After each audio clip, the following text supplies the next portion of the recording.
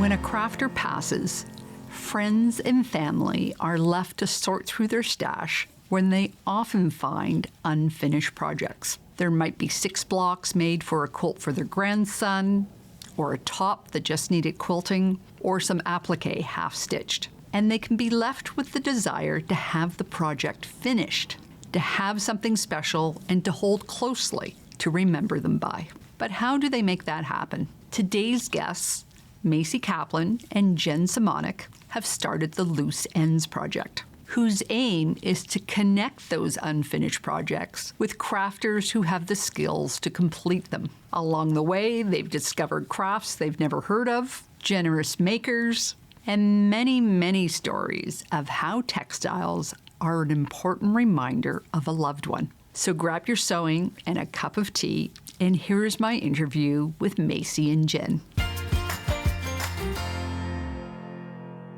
Welcome, Jen. Welcome, Macey.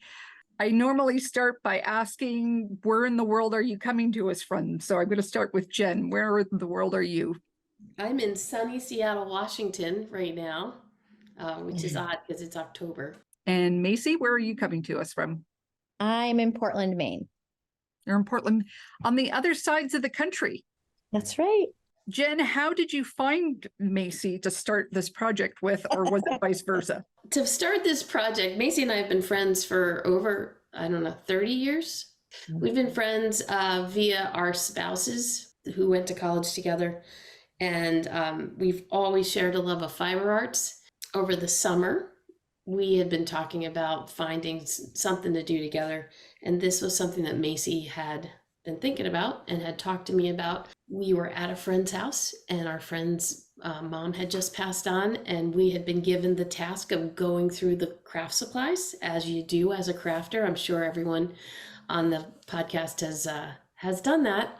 You get mom's bag and you go through it and you sort it out, and you make promises about how it's going to be used and the good places the stuff's going to go to. And in the middle of all this, we found the 2 blankets that Patty's mom had started crocheting for her two sons. Patty had a beautiful blanket that her mom had made her, and her mom wanted to make sure that the boys had their own. The 50-year-old boys had their own blankets. And at that moment, Macey said, Macey, you want to say what you said? As I was clutching a crochet blanket that I really didn't want to do because I hate crocheting, but I was going to do it. What did you say, Macey? As Jen mentioned, we're both enthusiastic knitters, and these were crochet projects. What we together said was that we would, of course, finish these blankets for our friend, or maybe this was the time to implement the idea that we had been talking about for a couple of years, and maybe use these blankets as the first projects and see if there was any interest in having strangers do this kind of thing for each other. Because as a quilter, I'm sure you know, quilters are notorious for finishing quilts for people when they pass away. Quilting guilds, communities, people who get together in churches and synagogues and other places of worship will just kind of come together and do that. I have so many friends who have lost loved ones and whose communities have finished quilts for them that their moms were making. So that was really the roots of Loose Ends Project. We like to joke and say, in essence, it started because neither of us wanted to crochet giant blankets, and this was a way to get it done without us. So what was the next step?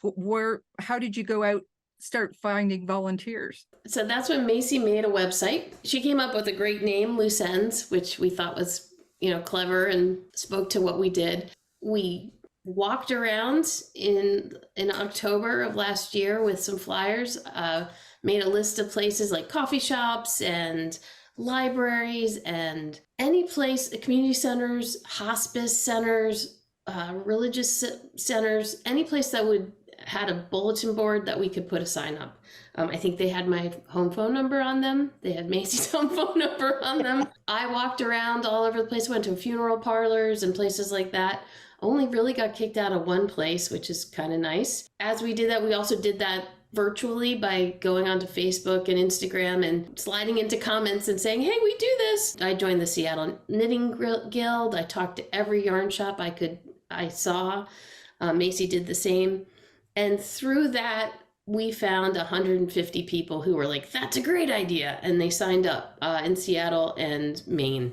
We had 5 projects to start, all from people we knew, which, is where you start with these things. Did they include the 2 crochet blankets?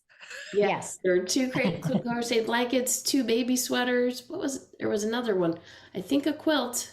I'm pretty sure it was a quilt. Neither one of us are expert quilters, full disclosure, but we do have a great friend of Loose Ends Project, Sandy Glenn, an old neighbor of mine from Boston, who makes quilts all the time and has a lot of knowledge in that, and was able to help explain what we should do, what would be too much for one person. And that's how it all started. So what are you asking of the volunteers? Just to finish it off? Are they investing any money in it, or you provide everything? Most of the time, the materials have been left behind with the project, and everything's in one place, and there's enough to finish a project, and often with extra. And we're learning this because our amazing finishers are finishing things up and then kind of going the extra mile, and will make other garments, or we'll see pillows come out of it too. Most of the time, there's plenty to finish the project. If more materials are needed, that really is the responsibility of the project owner to supply as long as they can. And if there's difficulty doing that, then we all figure it out together. But it doesn't cost anything on the finisher's part.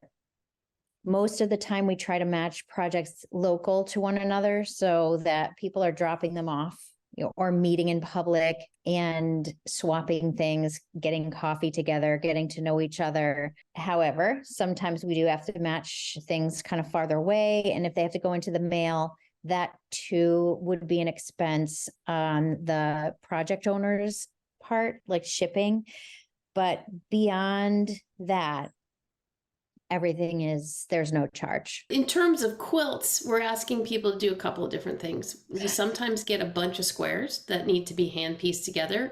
And we have finishers who are like, I will complete that quilt top, and then you can take it on your merry way and find someone to fill it and bind it off and back it and then quilt it. We have some people who will say, you know what, if it's a small wall hanging, I will do the whole thing. It's a choose your own adventure for the quilters. We don't just say, oh, Anne Marie's a quilter, we'll just send this to her right now. That's not how we work. We get the project and we assess what it is through the pictures that we see, because we don't actually handle them all, because that would just be extra shipping and that would be crazy.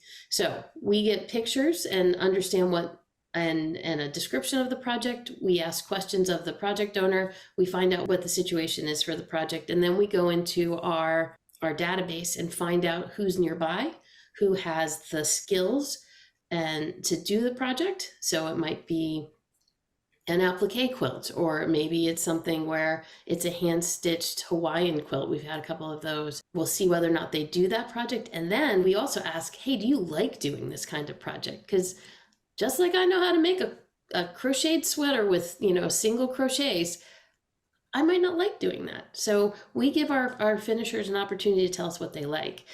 We have people who are like, give me the whole thing. I will do all of it. I have nothing but time. I've got a long arm at home and I'm in. And we have people who are like, I'll piece that together, but I'm not doing anything. So then after we figure out what's going on, we send an email to a finisher and say, hey, this is a project for you to consider. This is what's going on. This is what the requirements are. Let me know what you think. And sometimes they're like, 90% of the time they're like, I'm in. Or they're like, yeah, this is too much for me. Or maybe they would say, I'll do the piecing together, but you're going to have to find someone to back it. And, we work with what we got, and we connect the finisher and the project owner, and they talk, and hopefully all works out, and they will meet and do the project. And then And then when they tell us all about it at the end, it's actually quite lovely how often this works out. Well, I see on your website, you've got the profile of whether your project qualifies. How quickly did you have to gather that list? That's a really good For quilting question. specifically. That was when I got the talking to from Sandy. She's like, yeah, no.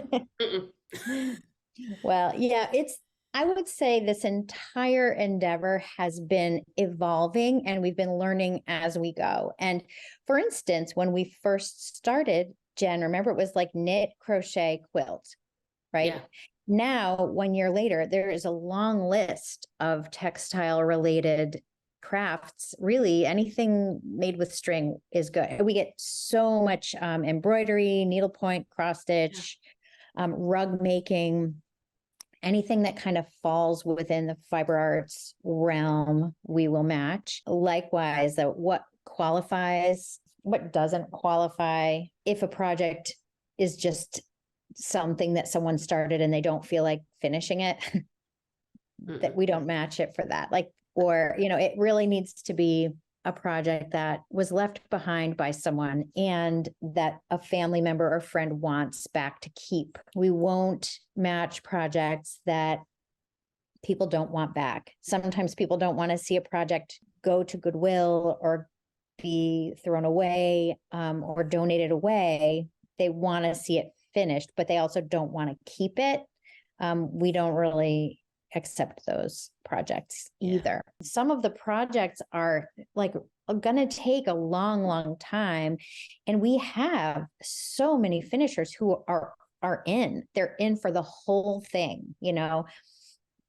We don't put time pressure on anyone. So if they need to take 2 years to hand stitch and, back and quilt and bind up the whole entire project, they can do that. Not everybody wants to. As long as they keep communicating, this is where I am now. If you don't communicate, we're going to take it back. I mean, these are objects that someone has put some love into, and the people who have them, sometimes it's a freshly grieving person who, found these items while they were cleaning up from a loss.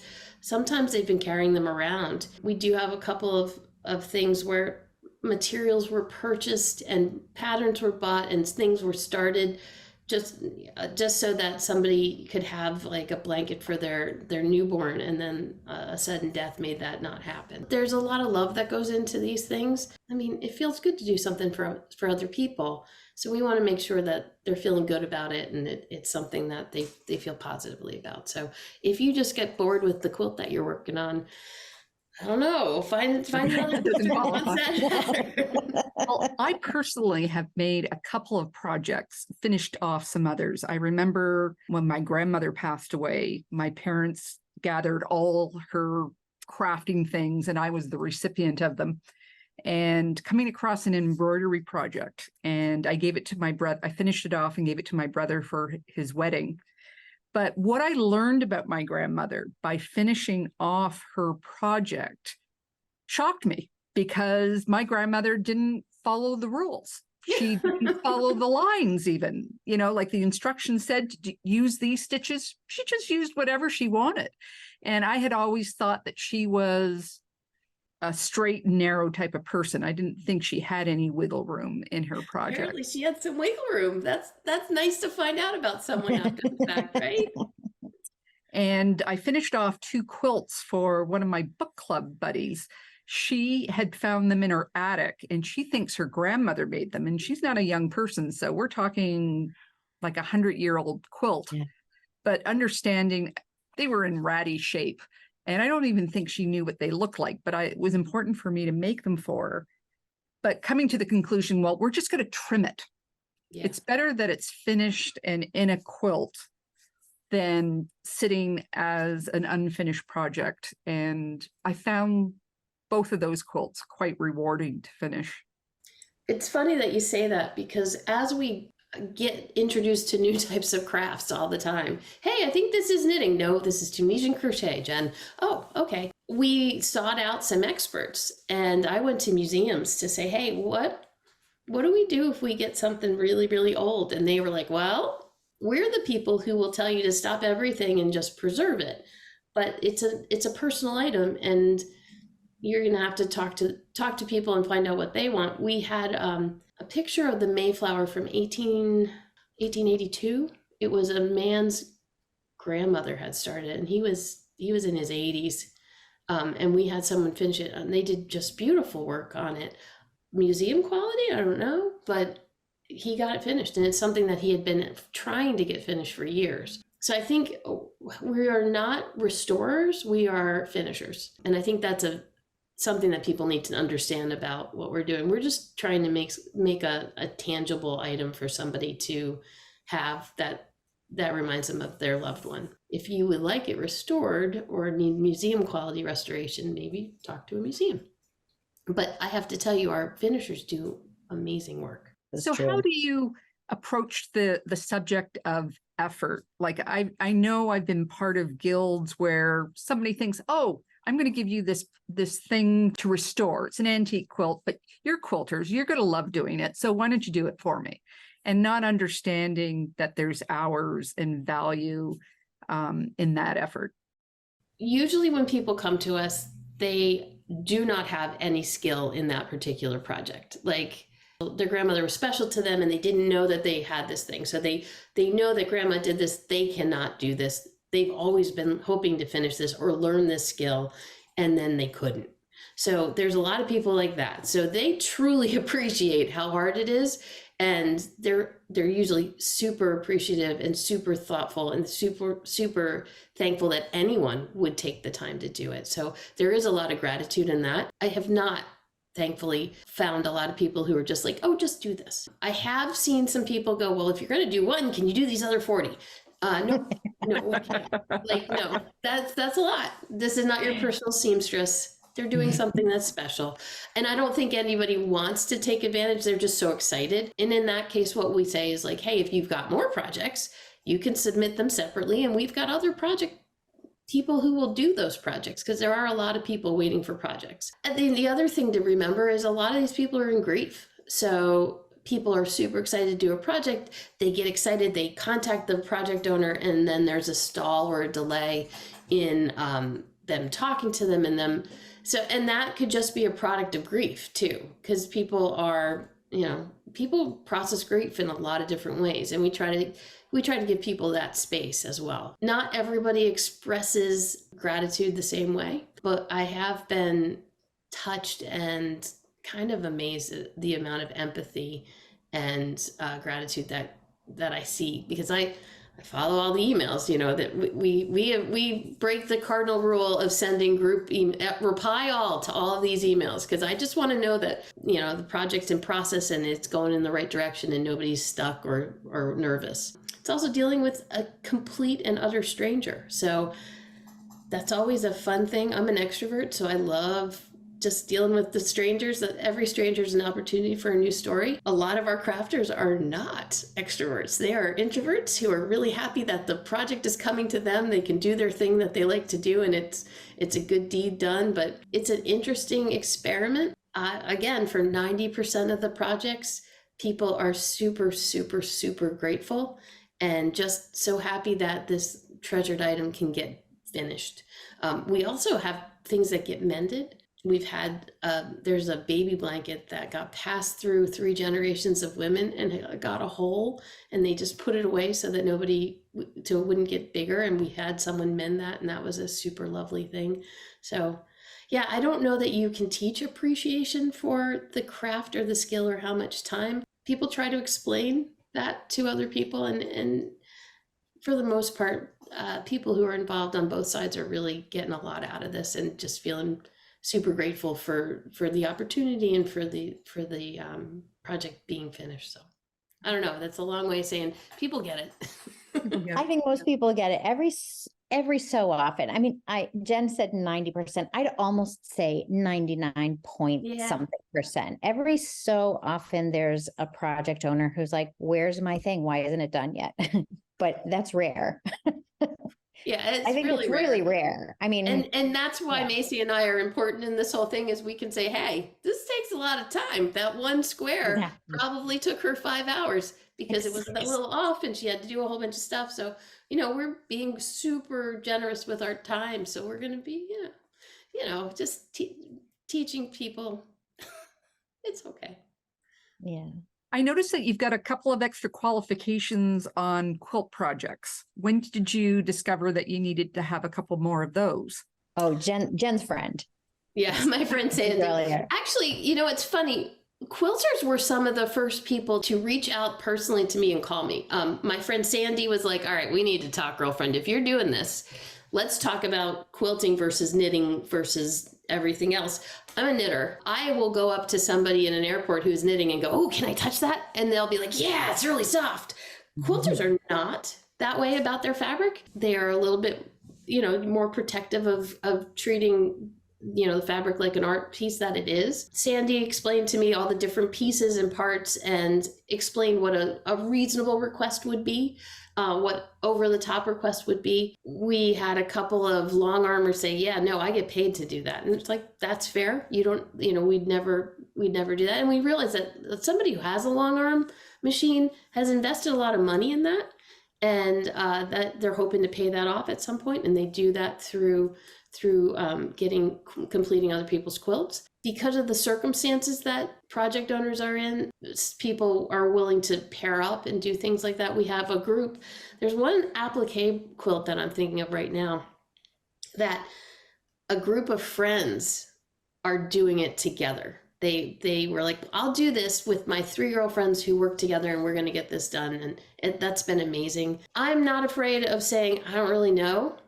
And I don't think Macey is either, but we do use our resources. We had a wonderful opportunity to be featured as a charity of choice for a quilting community. And we got a lot of information from them and a lot of quilters signed up. They offered information. And when they sign up, they tell us, this is what I'm willing to do. And we try to honor that. We do honor that because we can't make people do things. We do honor. Yeah, and like Jen said, there are some people say, I'll finish piecing a top. We don't always guarantee that we can manage an entire full quilting job. However, lately, there are so many quilters who are waiting eagerly for an entire quilt to do. So I almost think it's time to update that page because there are. And anytime we can't match a project in the first or second time we try to personally do it, Jen and I, we do have a private Facebook group just for finishers, and it's closed and it's just for people who've signed up to be finishers, and people with projects or people who don't yet have projects can offer help, offer sleuthing. They can find patterns, they will identify stitches, they will give advice. Whenever there's a quilt that's been declined a couple of times, we'll put it up there. And immediately there will just, within an hour, there are just dozens and dozens of people saying, I'll do it, I'll do it, I'll do the whole thing, send it to me. And it's wonderful for us because it's an easy match. However, we don't get to necessarily, geography is the thing. Geography is the trick there because Facebook, there are people in our Facebook group from 60 countries, and being able to say, Jen, say like a quilt just came in, it's in my neighborhood, I'm going to match it to this person also in this neighborhood. That's awesome. It's a little bit trickier. We're learning every day, like I'm learning about all the different types of quilts that I never knew about. We have a quilt as you go that just got finished. We also have some superheroes in our group. If something gets tricky and we need an expert to come in, we've got those people that we can call who are like, they'll just do anything. And they're super fast and super good. And we try not to use them all the time, but if we're in a pickle, we have ways to get out of it, if that makes any sense. But we are updating the guidelines all the time because we're like, oh, we do have some paper piece quilters, and we do have quilt as you go people.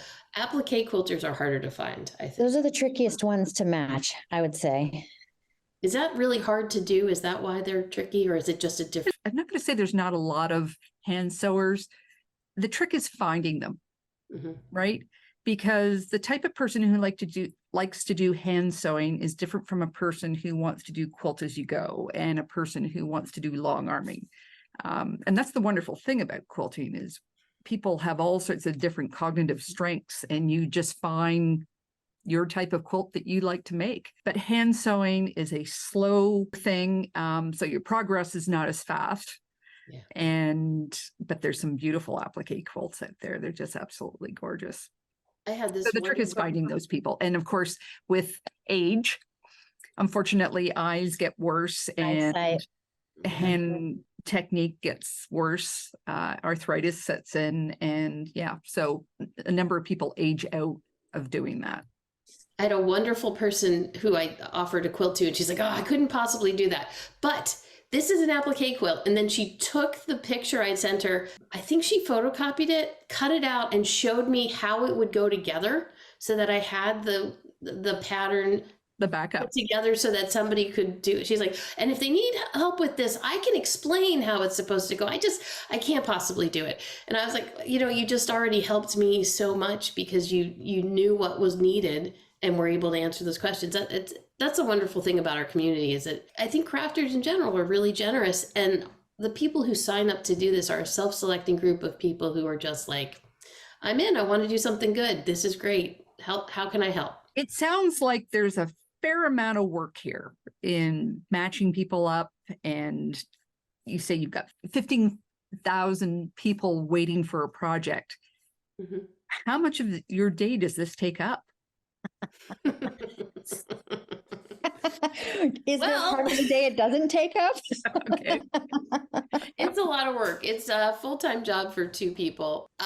We started this in August where I was looking for a job. Macey's a new empty nester. I still have a teenager at home. It's a full-time job, but we've gotten such a lovely response that it has to be here. We have to see where it goes. I have a very patient spouse at times.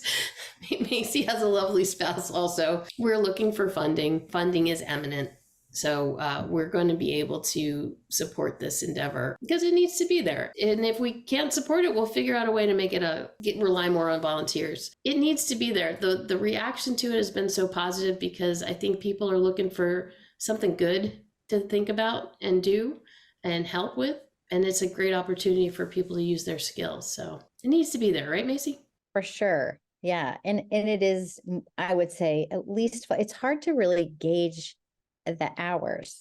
It's definitely full-time plus. I will say, like, Jen and I have to intentionally not do this for a day. Right? Like say, you know what? It's Saturday. It's going to be okay if we don't do this for today. The boundaries get a little murky because Jen's on the West Coast. I'm on the East.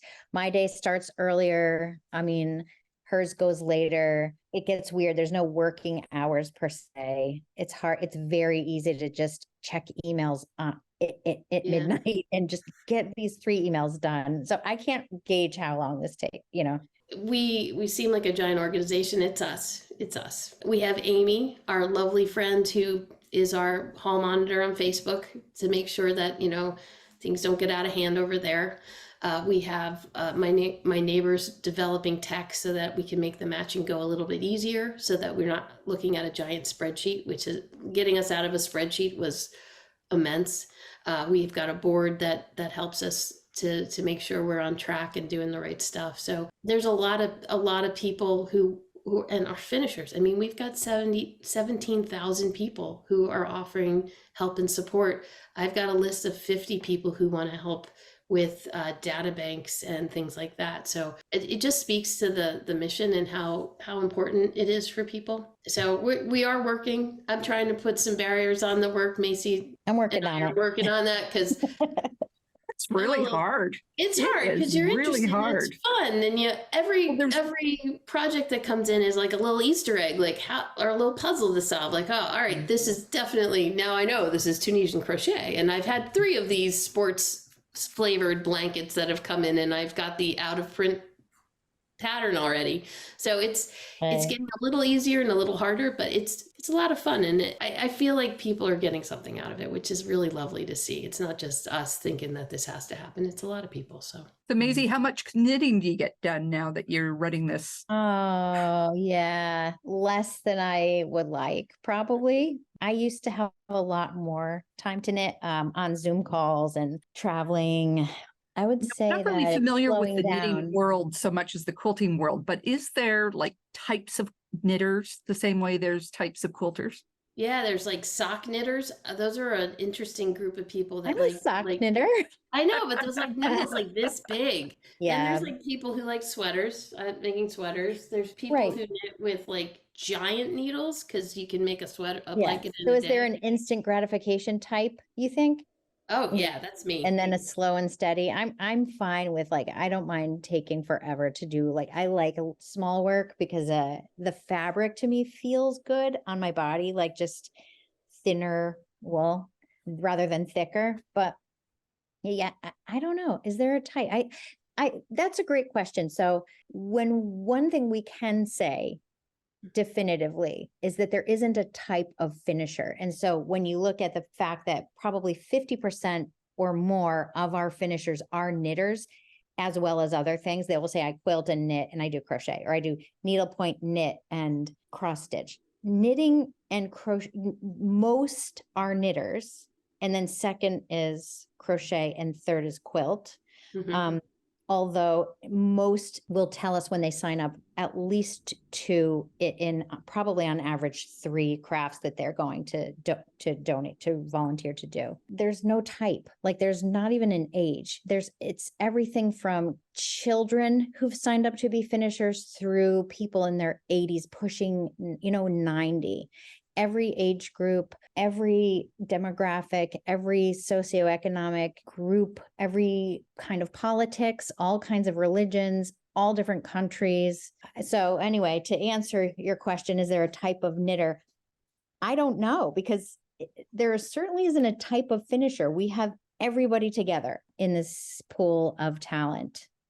But I would say there are many different types of knitters in the world, as there are Sure. quilters. Like, Yeah. yeah, there's definitely the person who can do social knitting, which is like knitting around in a circle where you don't have to worry about a pattern and you can just get it done. I do that at movie theaters or Mhm. on car rides.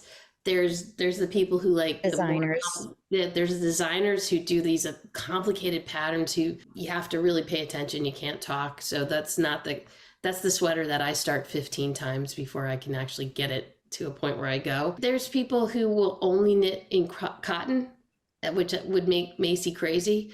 There's people who only knit with acrylic yarn, which would make me crazy. But that's also the fun part about this project is we get projects that we need a master craftsman for, like a unicorn tapestry that has to match very specific silken threads, to crochet blanket that is a pretty basic thing to do and anybody who knows how to do it can do it, to we had some snowmen that came in that were made of styrofoam with little cute little knit hats and scarves, and the person grandma was making one for every single person in the family. So there were like 10 left to make. Was it 10, Macey? There were a bunch left to make. One of our people was like, "This is great. I love doing stuff like this." Yeah, they did it. It was great. And we got a picture. It was like a bag full of yeah. Yeah. And we got a picture of the whole family sitting there with each with their individual snowmen. We were like, "Oh, all right." So it runs a gamut, and it's really been fun to see all the different things that people do as crafts and that are meaningful to them. Latch hook kits with, Snoopy, and that was one of the more beautiful ones we had. I know. It was awesome. It was like such a range. It was Lucy latch hook, and I was like, "Whoa, all right." And the person backed it with some Peanuts fabric that they had found and bound it off and put a lovely little tag saying the original finisher's name and then their finish. I mean, people just really take pride and do such beautiful work. I'm just constantly amazed at how great these things are. So do either of you have a favorite project that has passed through your organization? I could think of the top 50 projects. There's just So many. I think we could probably if Jen and I like listed our and obviously every single one is really important, and everything is treated with equal respect, regardless of whether or not it's a potholder that needs to get finished or a beautiful, hand stitched quilt. Everything is the same kind of reverence is offered, right? Yeah. There have been some stories that have just either had us in tears or just like clutching our hearts because they were so beautiful.